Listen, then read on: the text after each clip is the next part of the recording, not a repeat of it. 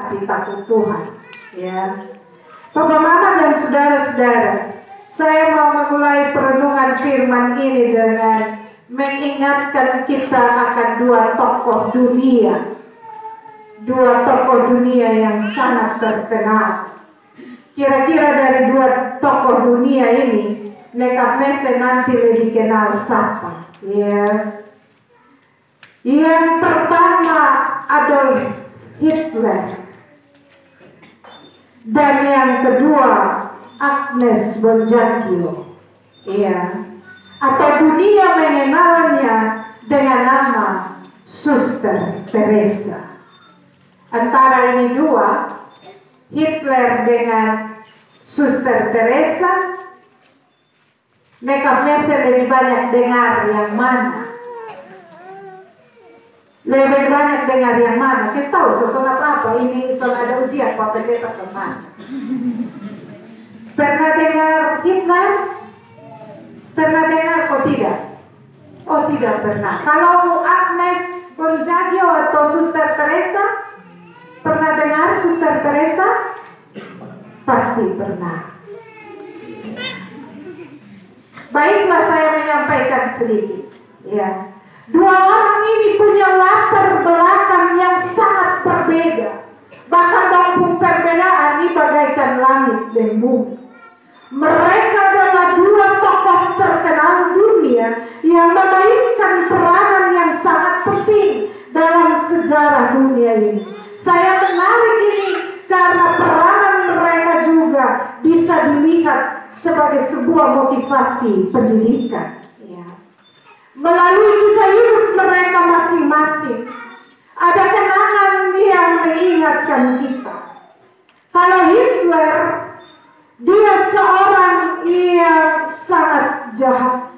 Ya. Hitler adalah seorang pemimpin Nazi Jerman. Ia adalah seorang yang pernah membunuh 6 juta orang Yahudi. 6 juta orang. Kalau di Nebukadnezar bunuh 1 orang saja atau sorry. Nah, ini dia bunuh 6 juta orang Yahudi. Karena itu Hitler dikenal sebagai orang yang jahat, seorang pembunuh. Dia kejam, dia tidak punya hati nurani. Papa Mama mau tahu kenapa Hitler begitu? Kenapa dia kejam? Kenapa dia jahat dan ada hati nurani ketika dia dewasa? Karena Hitler di masa kecilnya, dia selalu mengalami kekerasan fisik dari ayah kandungnya. Dia selalu mengalami penolakan dalam pergaulan. Dia selalu mengalami penolakan dari teman masa bermain dalam kelompoknya. Dan dalam keluarga, Hitler dididik dengan sangat kasar dan kejam. Hasilnya dia jahat. Dia tidak punya hati nurani. Bahkan dia terkenal di dunia sebagai seorang pembunuh. Berbeda dengan Agnes Bonjagio, atau kita kenal dengan Suster Teresa. Suster Teresa ia adalah seorang yang penuh kasih, cinta Tuhan, mengasihi sesama dengan tulus. Dan karena kasih tulusnya, Suster Teresa menjadi seorang biarawati yang menerima Nobel Perdamaian Dunia. Ini sesuatu yang mengantarkan Agnes Bonjagio atau Suster Teresa mendunia. Ya. Kenapa Agnes atau Suster Teresa bisa begitu ketika dia dewasa? Karena ketika dia kecil, dia dibimbing, dia diasuh oleh orang tua yang hebat, yang luar biasa. Suster Bonjagio atau Agnes punya orang tua yang kaya raya, tetapi yang tidak memanjakan dia semasa kecil dengan kekayaan. Berbeda dengan Hitler yang orang tuanya hidup pas-pasan, tetapi hidup dalam kekerasan. Kalau Agnes Bonjabi hidup sebagai orang yang sangat kaya raya, tetapi dia dididik dengan sederhana, dengan penuh cinta kasih, peduli kepada sesama, bahkan sangat cinta Tuhan. Orang tuanya sangat mementingkan akan pendidikan iman kekristenan bagi Suster Teresa untuk bisa suka menolong, dan karena itu bisa membimbing Teresa bertumbuh dalam kebaikan, dalam asuhan lembut penuh kasih. Papa, mama, dan saudara-saudara yang terkasih, itulah latar belakang dari kedua orang tersebut. Apapun juga yang kita tahu tentang cerita mereka, sesungguhnya masa dewasa mereka, masa tua mereka sangat ditentukan oleh masa kecil mereka. Dari cerita ini kita bisa lihat bahwa dua tokoh ini terkenal, tetapi dengan hasil yang sangat berbeda, bagaikan langit dan bumi. Ya, semua dipengaruhi oleh pola asuh, pola didik, ya, pola membangun, dan juga pola merangkul dan keluarga. Dari cerita ini, saya mau kasih ingat kita bahwa apa yang dialami seorang anak di masa kecilnya akan sangat mempengaruhi masa depannya. Masa atau usia pendidikan anak-anak adalah masa yang sangat penting dan sangat menentukan masa depan seseorang. Kalau begitu, pertanyaan sekarang, siapa yang paling bertanggung jawab untuk pendidikan anak-anak atau gereja masa depan ini? Siapa yang paling pantas dan berhak menanam dan memberi kualitas akar yang paling baik, kuat, dan merambat supaya mereka mengalami kepenuhan juga seperti ini? Sebelum kita lanjut, saya ingin tanya, ya, kira-kira dari cerita Hitler dengan Bunda Teresa, siapa yang ingin depung anak mengalami kebesaran seperti Hitler? Makeup message, siapa yang mau depung anak besok-besok sama ke Hitler? Angkat tangan sedikit. Ada angkat tangan. Siapa yang mau depung anak besok-besok sama ke Bunda Teresa? Saya juga angkat tangan di sini. Ya, begitu. Pasti kita semua angkat tangan. Tapi satu hal kecil. Tadi vokal grup kau bapak buka salah lagi, sakit semua ngomel. Itu bagian dari Hitler. Oh, begitu. Mulai keras, kejam, ya. Oke, kita tinggalkan cerita itu. Bagaimana umat Tuhan, umat Makeup Messe yang kudus yang diberkati, keluarga-keluarga yang membawa anak yang berbahagia. Hari ini kita merayakan bulan pendidikan yang keempat. Semua warga Gemit disajikan pesan iman menurut Kolose 2 ayat 6-15 tadi. Dan ada beberapa pesan yang Rasul Paulus pandang penting bagi orang kudus di Kolose, tapi juga bagi orang kudus Gemit, khususnya di Makeup Messe hari ini. Yang pertama, ayat yang ke-6 bilang, kamu telah menerima Kristus Yesus Tuhan kita, karena itu hendaklah hidupmu tetap di dalam Dia.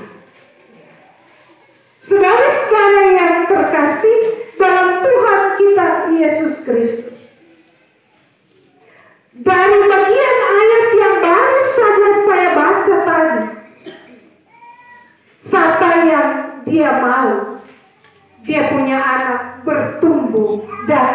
berhasil seperti diri. Bapak Adonis, mau Bapak pun anak sama ke keluarga Klau atau keluarga Soleh atau keluarga Adonis sendiri?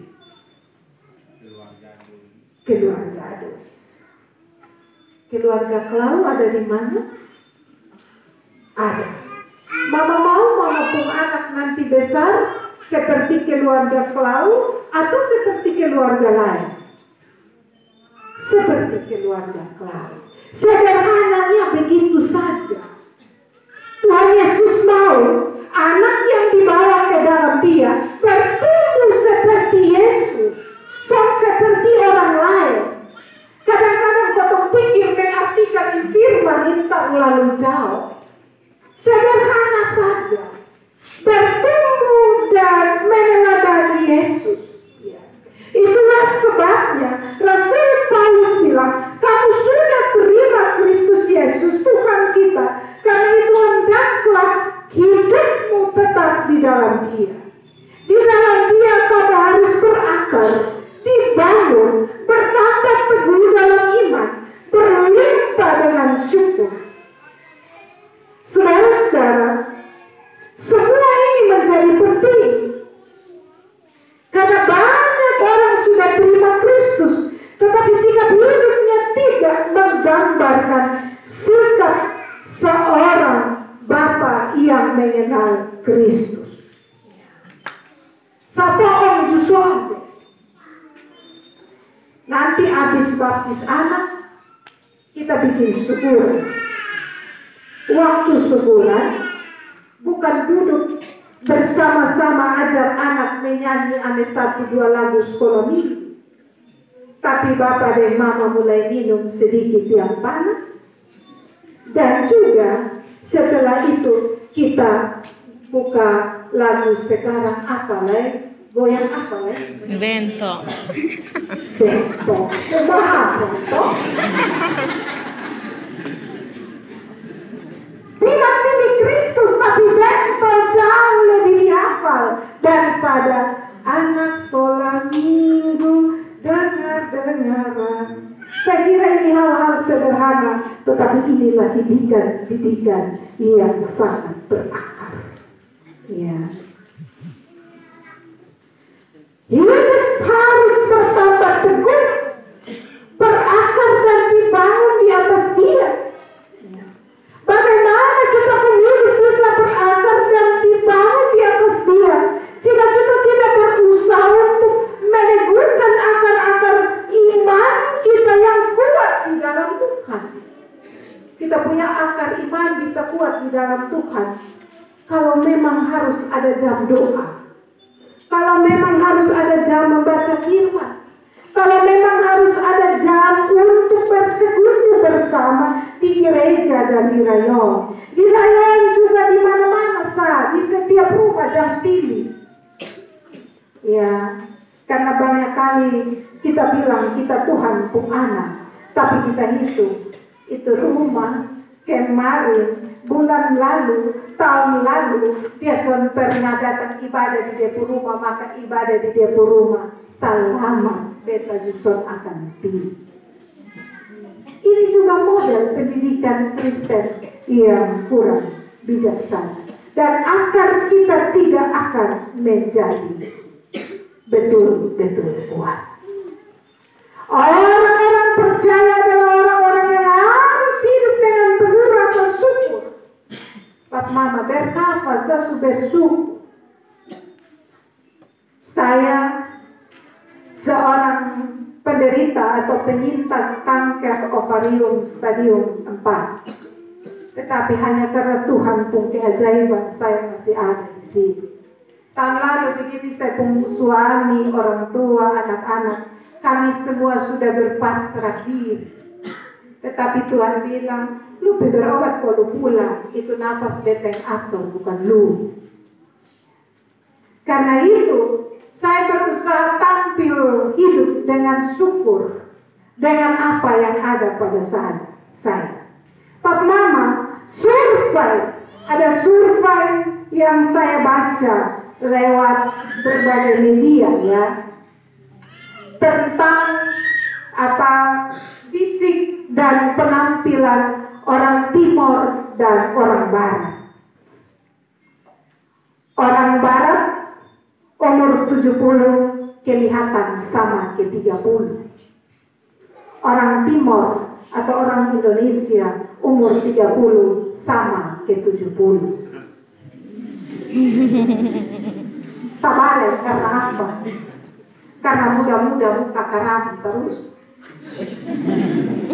Soalnya ada gambaran syukur, yang namanya syukur tuh orang bermuncul dari sana, mau ada gula, mau kopi, kok ada apa-apa, senyum dahulu. Senyum dahulu. Sembunyi kok semua yang ada. Itu survei yang bilang, oh jangan lempar saya, bilang mentua muda-muda jadi lebih syukur.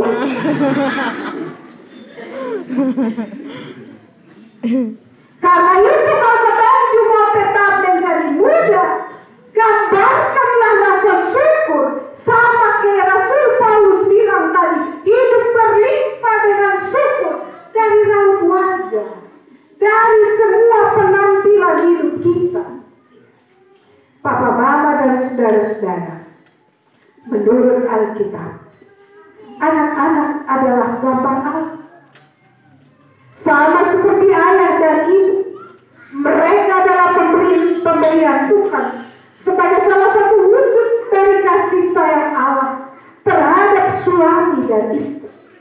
Karena itu anak-anak pertama-tama adalah milik Allah yang dipercayakan oleh Allah kepada ayah dan ibu untuk dibimbing menurut maksud dan kehendak Allah agar mereka bertumbuh sebagai manusia milik Allah. Manusia gambar Allah.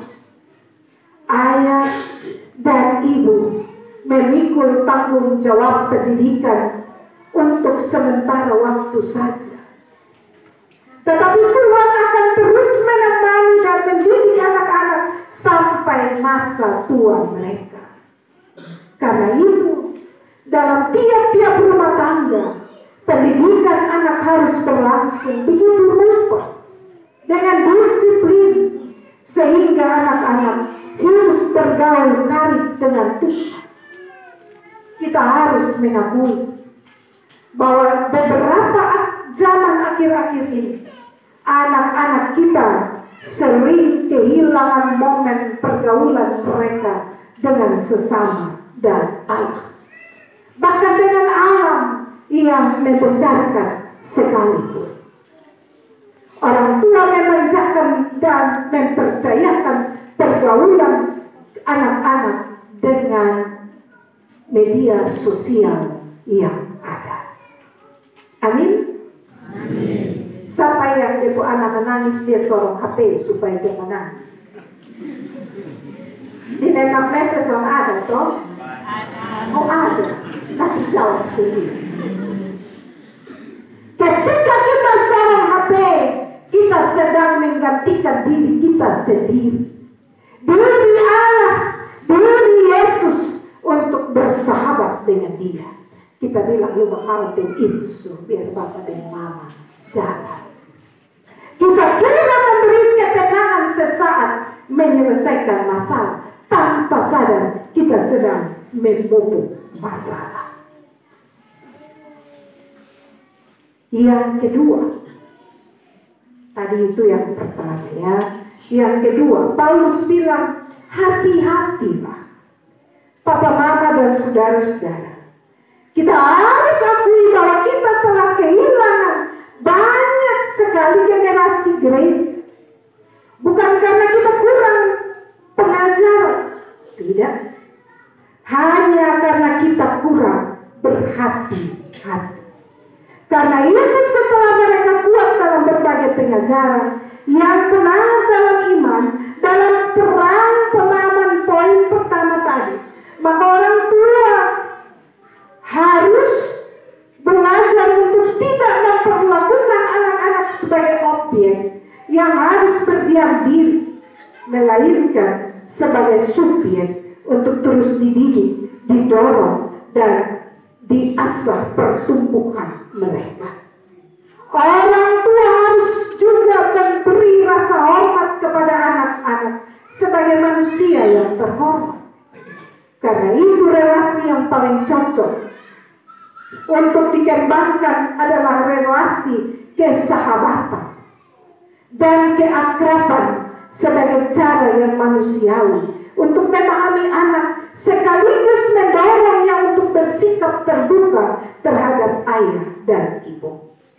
Saudara-saudara, bukankah hari-hari terakhir ini banyak manusia lebih suka dan lebih mudah membuka rahasia hatinya kepada kawannya daripada kepada orang tuanya sendiri? Baiklah kita belajar dari Yesus yang memberi diri menjadi sahabat dan bergaul akrab dengan banyak orang yang dianggap berdosa, sehingga ia mampu membawa mereka kembali menjadi manusia milik Allah. Dalam Lukas 29 ayat 1-10, di sana contoh jelas berisi cerita mengenai Yesus yang mengharuskan dirinya sendiri menjadi sahabat bagi banyak orang. Memberi diri menjadi sahabat bagi Sakeus, duduk makan bersama sehidangan dengan Sakeus. Waktu Yesus pi Sakeus ke rumah, waktu son repot pikir ayat Alkitab kau buka sonde. Waktu son repot cari ini Sakeus pun kesalahan supaya sebentar bisa tegur. Kadang-kadang yang dapat hikmat atau bilang hamba Allah sekalipun tidak bisa menjadi sahabat yang baik. Orang datang berdoa, kotong mulai tanya, pergumulan apa? Kesalahan apa? Sahabat yang baik, dia tidak mencari kesalahan, tetapi dia berusaha menemukan pintu jalan keluar untuk masalah yang dihadapi. Amin. Amin. Itu berarti bahwa orang tua harus belajar untuk sungguh-sungguh menopang anak-anak dengan baik. Berilah mereka tempat yang terbaik sebagai sahabat bagi mereka. Kalau dong menangis, kalau dong baonat, usahakan pujuk dong dengan baik. Saya bayangkan kalau dulu-dulu kita palese dan orang tua harus kasih HP, maka saya tidak berdiri di sini. Kalau kita kalau 10 orang harus beli 10 HP, maka dunia kiamat. Yang berikut, kalau dulu-dulu kita menangis dan orang tua tidak dekat kasih HP, maka kita suhilang, kita songkenan orang tua lagi. Dunia seperti ini harus betul-betul didoakan dan dirubah.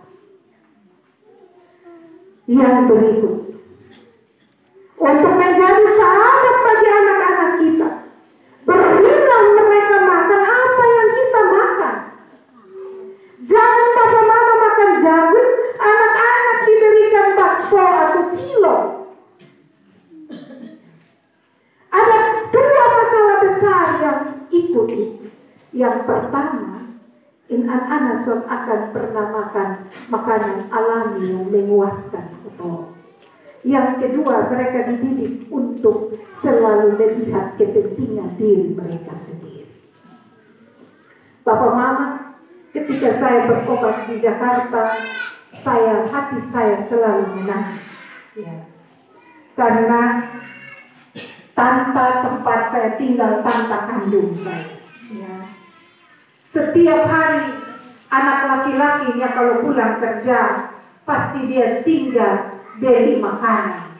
Entah itu bebek goreng, entah itu ayam goreng, entah itu apalagi pun nama yang kue sekarang bagus-bagus.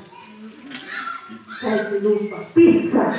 Berarti Pak pejabat biasa makan pizza. Tetapi sayangnya dia hanya beli untuk dia, istrinya, dan anak. Dia selalu berkata dia pun mama bilang, Mama, mari datang makan di kotongko. Dia sering pernah panggil bilang, Kakak Yoka, beta ada beli pizza kau potong makan. Walaupun beta sudah makan, tapi orang Timur ajak dulu toh. Tapi dia tidak pernah. Itu saya menangis dalam hati. Kita hidup seamat, tetapi persaudaraan kita sangat rendah, sangat jauh. Ini kenapa? Karena papa mama ada makan jagung setengah mati, anak menangis. Angka doi bilang, Pimeni kasih bakso, kok dia jangan menangis. Papa mama sederhana, tetapi dia punya akibat sangat besar. Amin. Amin. Madinya karena sesuatu anak toh. Papa mama ada putus kayu batu, rubus marungga kau makan. Tapi anak-anak dikasih uang beli super mie kau makan. Ini tidak mendidik kebersamaan, tetapi juga tidak mendidik rasa untuk hidup bersama dalam sebuah keluarga yang baik. Bahkan ketika bermain sekali, dunia yang maju sangat memanjakan anak-anak yang mestinya diolah akan keterampilan dan daya imajinasi mereka. Dulu waktu kecil, bapak yang baju putih bapak sana, bapak Melian, bapak beli oto dari toko berapa banyak oto ini. Tidak ada. Kalau sekarang bapak sudah beli oto pas bapak pun anak dan cucu berapa? Satu.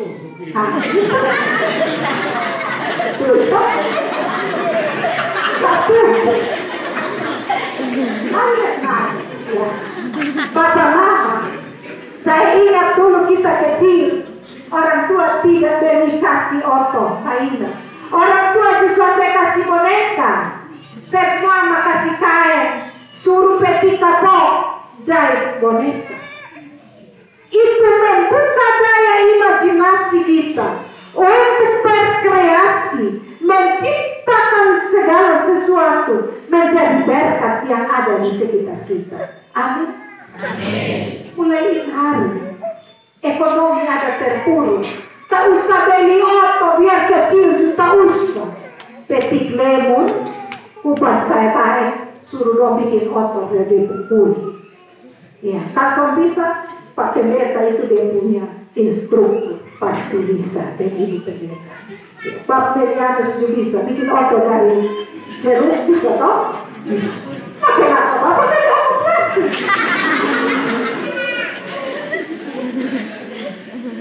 Oke, tapi itulah pendidikan. Bapak mama jangan bilang pendidikan nih. Kita pun anak mesti ada di SMP Tiani. Kita pun anak mesti ada di Giovanni. Kita pun anak ada di Suadikara. Tidak. Sekolah di depan mata kita menjadi berkat, terutama pendidikan dalam keluarga. Jika kita memanfaatkan semua berdasarkan firman Tuhan yang Tuhan beri bagi kita. Amin. Amin. Yang ketiga, semoga belum terlalu panjang.